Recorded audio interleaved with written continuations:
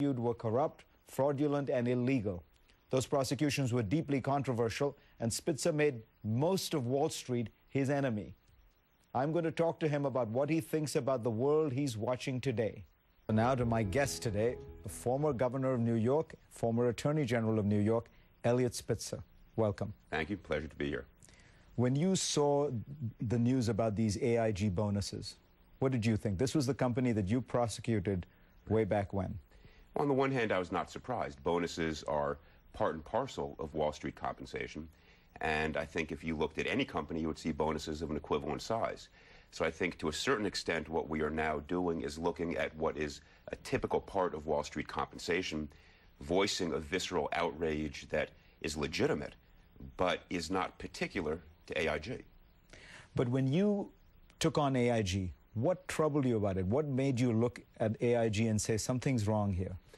Their fundamental accounting structure was wrong. And when we prosecuted them, we brought a case alleging that they had manufactured false, fictitious reinsurance contracts. It's a very technical issue, but they were false reinsurance contracts designed to create the appearance of capital on the books, which was not there. And this was a structure that had been designed and orchestrated at the very top of the company. And as we dug into the accounting... So they were basically fudging the numbers to make it seem as though they had a stronger balance sheet than they had. Precisely. That's exactly right. And the underlying effort was to create an illusion of financial strength that was not there. And as we dug more deeply into the underlying structure and organization and accounting that was ongoing at the company, we knew there was a problem. And just parenthetically, 4 people have been convicted of this. The former CEO was called an unindicted co-conspirator in the federal courtroom by the federal prosecutor. So this was a fundamental effort to alter the actuality and to lie to the public. So do you think that the problems that AIG got into later on stem from some of the same practices that you were trying to get at?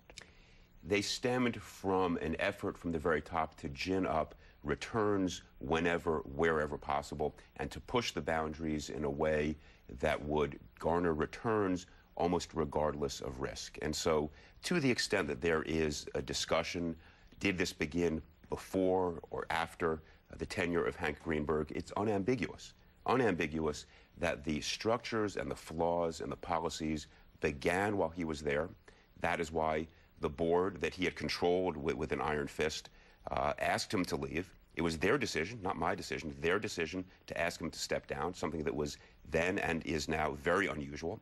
He has invoked the Fifth Amendment, which of course is his right to do, but he was asked to leave by his own board because they saw the flaws and the problems that have since multiplied and created this monster that can bring down the financial system. Back then, I said to people, AIG is at the center of the web. The financial tentacles of this company stretched to every major investment bank. The web between AIG and Goldman Sachs is something that should be pursued. And as I have written... Meaning what? Meaning that a lot of the money that we, the taxpayers, gave AIG has ended up being paid to Goldman Sachs. Precisely. And other companies. The so-called counterparties to these very sophisticated financial transactions. When AIG initially received $80 billion, a decision that was a consequence of a very brief meeting of the president of the New York Fed, the Secretary of the Treasury, perhaps Chairman Bernanke, and arguably some reports say the chairman of Goldman Sachs, $80 billion, virtually all of it flowed out to counterparties, $12.9 billion to Goldman Sachs. Why did that happen? What questions were asked? Why did we need to pay 100 cents on the dollar on those transactions if we had to pay anything? What would have happened to the financial system had it not been paid? These are the questions that should be pursued. Look, bonus is a real issue. It touches us viscerally. The real money and the real structural issue is the dynamic between AIG and the counterparties. Because those payments are in the tens of billions of dollars. The bonuses are a few hundred million. The bonuses, we think, are $164 million, give or take. Huge money. I mean, nobody should diminish that. These counterparty payments, tens and tens of billions of dollars. And to your mind, it seems as though that this taxpayer money may have been recklessly and unwisely paid off? It may be that a case could be made that it should have been paid. But at a moment in our nation's history when everybody is being asked to bear a piece of the burden, everybody, People are being told work 4 days a week, not 5. Taxes are going to go up. Contracts are being broken and renegotiated for workers across America. Our 401ks and our savings have been depleted by the recklessness of Wall Street.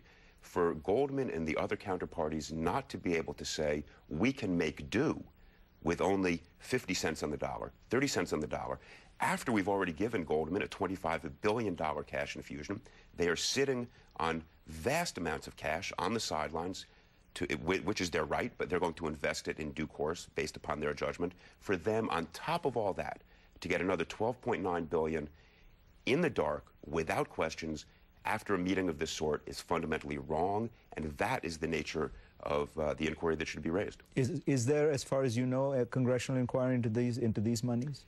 I do not know if there is or isn't. I certainly hope that Barney Frank, who is the chairman of the Right Committee, will do so. He's a brilliant guy, spectacular legislator and lawyer. I have absolute confidence that if he pokes at this, he will get to the bottom of it. He is somebody, there are many on Capitol Hill who are beating their chests so loudly you know it's just to cover up their neglect and failure over the last decade. They sat there and watched and did nothing, as they clearly should have known that we were building a system that was a house of cards. And they enjoyed it and prospered from it. There was a symbiotic relationship between them and Wall Street. Barney Frank is not one of those. Barney Frank will ask the right questions, and I hope he does. Was the regulatory regime in place strong enough? And I'm thinking particularly of the New York Fed, which was headed by Tim Geithner, of the SEC. Where do you see the flaw having been over the last few years? Here's my answer to that. The regulatory system was structurally flawed, but that's not why this happened. After the last round of scandals, Enron et al., we passed Sarbanes-Oxley, and we said, aha, we've solved the problem. Now we have another set of scandals. There are enough laws, enough regulations on the books for smart, aggressive regulators and prosecutors to make all the cases. What was missing was judgment. And you can't legislate judgment. You can't regulate judgment. Either the people who are the regulators will walk into a bank and say, your leverage is too great, we're going to take actions to pull it back, or this type of investment is flawed, or they won't. You can't pass a law that says you must use sound judgment. Bubbles have been there through history, through overregulation and underregulation. This is a question of judgment and a failure of judgment. When I was Attorney General, people said, oh, you're using this crazy little statute, the Martin Act in New York, to bring all these cases. The Martin Act had a simple anti-fraud provision. That's all we used.